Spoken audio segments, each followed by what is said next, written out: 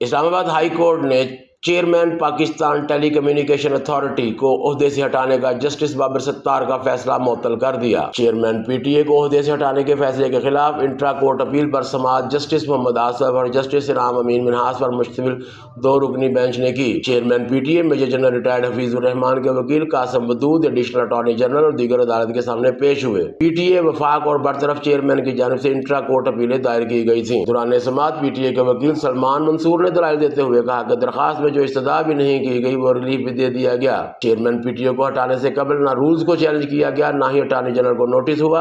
Attorney general को notice जारी करना जरूरी था। वकील ने कहा है कि इतराज़ात पर मुश्तमिल 2 दरखास्तें भी दायर हुई, उन्हें देखे बगैर फैसला महफूज कर लिया गया। दरखास्त के काबिल समाअत होने के इतराज़ात पर तो दलाइल होने बाकी थे।